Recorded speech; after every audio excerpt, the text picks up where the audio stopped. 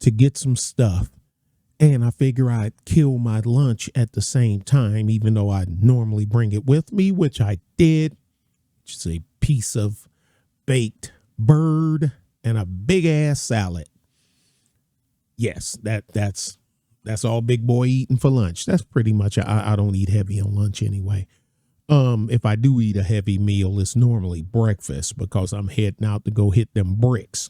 Anyway, there's always a couple out there waiting, just laying in wait. So y'all see the title. I figured this is one of them. I can show you better than I can tell you. Since you're too lazy and shiftless to look it up yourself, but you have internet access because you are here on the web effing with us. But anyway, I think a lot of them do know. They're just in denial and just hope that somebody don't take 15 minutes of their 1 hour lunch that they impose on themselves to spend it on their janky ass.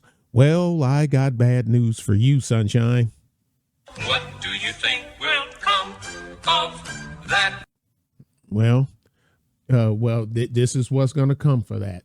Let's go here. Let's go to the search bar and type in psych.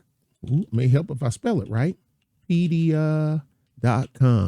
How about we just do this live? Man. Ooh, dang, it know what I'm going to say already. Man and house rules. Okay, let me get my microphone a little closer. Check 1, 2, microphone 1, checker. Wait a minute. If I'm going to do some microphone check, I need to do some timber.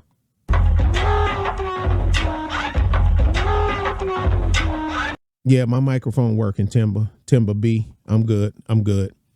Okay. Now, there's always a bunch of naysayers. There wasn't nothing in the rules, where if a man was in the house that they would kick you out, and the woman wouldn't get the check, and especially if the check was more than what the black man was making at the time, because that was definitely the era of the foot on the neck. Okay, Jim Crow is over. All right, y'all done defeated us. Y'all done beat us. We done signed the Civil Rights Act and the Fair Right. Well, okay, well, we're going to enact some other stuff then. How about that? And that's exactly what happened. And it was regulated and it was enforced. It was enforced with a iron hand. Now, certain places, of course, you expect it to be enforced harder in certain places than others, but enforced nonetheless. Here we go. Man in the house rule. Read it with me, boys and girls.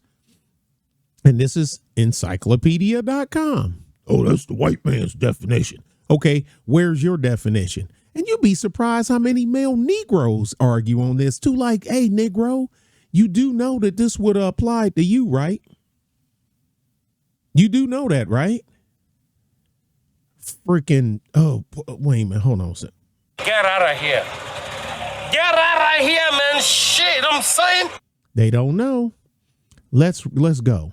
A regulation that was formerly applied in certain jurisdictions that denied poor families welfare payments in the event that a man resided under the same roof with them. Under the man in the house rule, a child who otherwise qualified for welfare benefits was denied those benefits if the child's mother was living with or having relations with any single or married able-bodied male. The man was considered a substitute father even if the man was not supporting the child. This is mathematics. So chick, if she was smart, she had to play the math game. Wait a minute. How much you make? X amount. How much is that check? This amount. Now, there are some women that said, nah, I ain't asking you for no check. I ain't asking you for no check. Ooh, fun fact. They used to send people from the government to community centers and even had people going door to door. Going door to door. Is there a man in the house here? Yeah. Do you have children? Do you know that you qualify? You know, people, I'm old enough to remember that I'm in my 50s. Now, it didn't apply to us because if, depending on what time of the day it was, they knock on the door and daddy the one to answer the door, because that's what us kids, you were not allowed to answer the door unless mom or dad told you to answer the door. You didn't just go up and open the door, get your head knocked off. Now, mama say, who's at the door? Go see who at the door. Now look through, it's grandma. Of course, you open the door. It's your grandmother. You know? But anyway, let's go. Before 1968, administrative agencies in many states created and enforced the man in the house rule. In 1968, the U.S. Supreme Court struck down the regulation as being contrary to the legislative goals of the Aid to Families of Dependent Children, AFDC. It actually had AFDC on the letter and the check. And if you under 40, if you 37 and under, ask your grandparents. If you 37 and under, ask your grandparents. If you under 22, you ain't got nobody to ask, because they might know, but you so you just use this for reference. You probably don't have anybody to ask.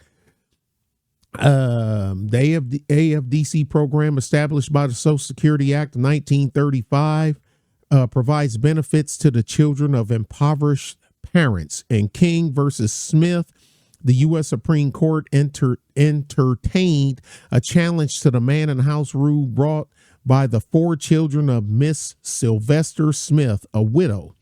These children were denied benefits by Dallas County, Alabama, welfare authorities based on their knowledge that a man named Williams was visiting Smith on weekends and was swapping bodily fluids with her. I'm assuming while the 4 children was asleep. Hey, she, I mean, what? I ain't mad at her. She's a widow. What's she supposed to do? Just stop living? I ain't mad. I ain't mad at Miss Smith. Well, the children of Smith filed a class action suit in federal court on behalf of other children in Roll Tide country who were denied benefits under Alabama's substitute father regulation. This regulation considered a man a substitute father if 1, he lived in the home with the mother, 2, he visited the home frequently for the purpose of living with the mother, swapping bodily fluids, or 3, he cohabitated with the mother elsewhere. King, citing Alabama Manual for Admission of Public Assistance, Parts 1, Chapter 2, chapters 2 through 6. Testimony in the case revealed that there was some confusion among the authorities over how to interpret the regulation. Once one official testified that the regulation applied only to if the parties were swapping bodily fluids at least once a week. So dang, they dick policing for real. They got their eyeballs down the front of your pants. I'm your huckleberry. Wow. Another official testified that sex every 3 months was sufficient, and still another placed that frequency at once every 6 months. So basically they just going for blood. According to the High Court, Congress did not intend that the AFDC program required children to look for their food to a man who is not in the least obliged to support them. The court maintained that when Congress used the term parent in the Social Security Act, It was referring to an individual who owed to the child a state-imposed legal duty to support. Not Mister from a couple of blocks over that work at the butcher shop, yeah, or the mailman. Remember the mailman? Y'all probably don't even remember them jokes where you say, "Man, she pray. Let's see if the baby looked like the butcher, the milkman, or the mailman." So y'all probably be like, "What?" Yeah, never mind. It's a butchers. You actually could go to the butcher shop, and if you were high enough on their tier, the butcher shop would deliver the products to your home. I'm old enough to remember that. You had the milkman, you had the butcher. Yeah, I mean, but it's all automated now. Service ain't what it used to be. And yeah, she was getting service. That's funny. Ultimately, the court struck down the man in the house rule by holding that under the AFDC provisions in the Social Security Act, destitute children who are legally fatherless cannot be flatly denied federal funded assistance on the transparent fiction that they have a substitute father. And that's from West's Encyclopedia of American Law. So where's that? Shoot me the link. No. Take your lazy ass fingers, get off of OnlyFans, turn off TikTok, and look it up. But see, they figure as long as I don't look it up, I can talk slick at the mouth at you from the side. Well, look, man, I don't. Do me a favor, please. Get out of here. Get out of here, man. Shit, I'm saying. Mm-hmm. Inibu, c'est va pour. Inibu, hey man, c'est va fou, c'est va pour. Go away, okay? Go away. It's French. You'd be surprised how many people don't know stuff like this. But anyway, that's it.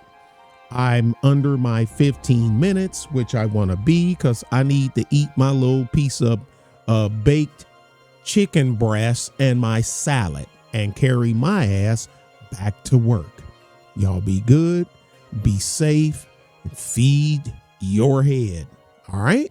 All right. Bye.